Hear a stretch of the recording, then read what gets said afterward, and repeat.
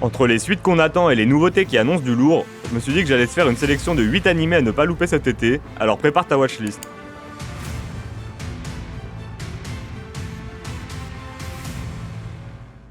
Et on commence tout de suite avec Gachakuta. Rudo, un gamin des bas-fonds, est accusé d'un crime qu'il n'a pas commis. La sentence ? Être jeté dans l'Abysse, un monde souterrain chaotique, peuplé de déchets vivants, de créatures mutantes et de damnés oubliés. Sauf que Rudo, lui, survit, et mieux encore, il réveille un pouvoir étrange capable de transformer les ordures en armes. Gachakuta, c'est un univers crade, brutal et stylé. Une ambiance entre Doro et Deadman Wonderland, portée par l'animation ultra nerveuse de Studio Bones. Si t'aimes les récits sales, viscéraux avec un fond de critique sociale, tu peux que kiffer. Il sortirait en juillet 2025 sur la plateforme Crunchyroll. Et on enchaîne avec Tugenenki. Shiki pensait mener une vie normale jusqu'au jour où son père est tué devant ses yeux et qu'il découvre qu'il est un Oni, un démon avec un sang maudit et une cible sur le dos. Il se retrouve plongé dans une guerre ancestrale entre Oni et Momotaro, un ordre de chasseurs sans pitié chargé de les éradiquer. Tugenenki, c'est du pur shonen noir. Des combats nerveux, un style tranchant et une ambiance tendue où les ennemis sont parfois plus humains que les alliés.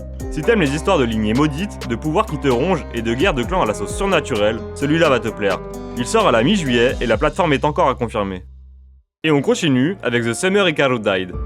Hikaru est revenu, mais ce n'est plus vraiment lui. Yoshiki est le seul à le remarquer, le seul à sentir que quelque chose cloche. Son meilleur ami n'a plus le même regard, ses gestes sont trop parfaits, il ressemble à Hikaru, il parle comme lui, mais au fond, il semble être autre chose. The Summer Hikaru Died, c'est une descente lente dans l'étrange. Une horreur psychologique étouffante, posée dans un décor rural calme, presque trop calme. Si tu kiffes les ambiances et les récits où l'angoisse monte sans prévenir, alors note celui-ci tout de suite. Ça sort en été 2025 en simulcast sur Netflix.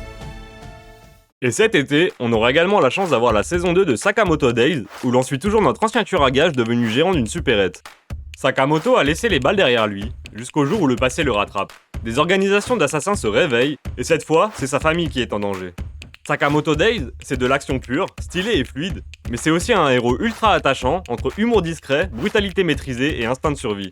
Si tu veux des combats chorégraphiés, des mises en scène créatives et une vraie tension, alors tu vas être servi. Et t'as même le temps de regarder la saison 1 si c'est pas déjà fait. Ça sort le 5 juillet 2025 sur Netflix. Et dans un autre style, on aura aussi le reboot de Hell Teacher New Bay. New Bay, c'est un prof comme les autres, enfin presque. Derrière son gant se cache une main démoniaque, et face à lui, des malédictions, des esprits et des monstres issus du folklore japonais. Son rôle est de protéger ses élèves dans un monde où le surnaturel rôde derrière chaque émotion. Ce reboot modernise un classique culte des années 90, avec un ton plus mature et plus sombre. Chaque épisode est une confrontation entre l'humain et l'invisible, entre l'enfance et la peur. Si t'aimes les récits d'horreur posés, à mi-chemin entre drame scolaire et surnaturel, alors garde un œil sur celui-là. Pas de date précise ni de plateforme, mais ça devrait arriver cet été, donc à surveiller. Et on enchaîne avec Apocalypse Bringer Minogra. Takuto se réveille dans un autre monde en tant que roi démon. Un monde inspiré d'un jeu de stratégie qu'il connaît par cœur. Mais ici, tout est bien réel, les monstres, les batailles et les conséquences. Pas de grandes prophéties, pas de héros lumineux, juste un dirigeant solitaire entouré de créatures cauchemardesques, obligé de choisir entre conquérir ou survivre.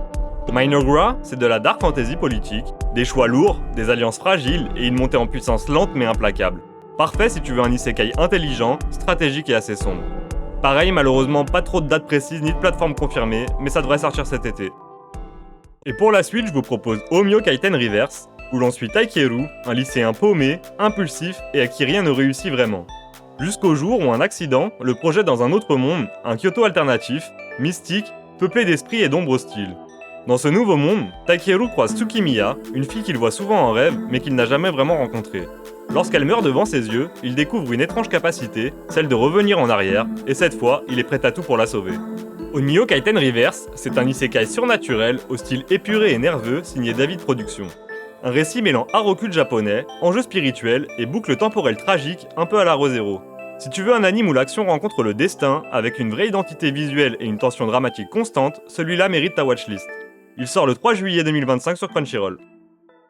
Et pour finir cette sélection, le film Jujutsu Kaisen Trésor caché met en lumière le passé de Geto et Gojo en reprenant les 5 premiers épisodes de la saison 2. Bien avant les exorcistes et les malédictions, il y avait deux amis. Gojo et Geto, l'un était la lumière, l'autre encore dans l'ombre. Et tout a basculé à cause d'une mission. Ce film, c'est l'origine d'une chute, celle d'un homme, d'un duo et d'un monde qui n'en sera plus jamais le même. Trésor caché, c'est le moment où Jujutsu Kaisen devient tragédie. Si tu veux comprendre ce qui a brisé Geto et ce qui a façonné Gojo, ce film est indispensable. Il sort le 16 juillet au cinéma au Japon et aux US, et donc on peut espérer une sortie pas longtemps derrière en Europe. Évidemment, c'est 8 sorties que j'attends moi, mais dis-moi en commentaire celui qui t'a donné le plus envie, ou si t'en attends d'autres de ton côté. Si t'as kiffé le contenu, like abo, et sur ce c'était Zimanim, et je vous dis à bientôt pour une prochaine vidéo.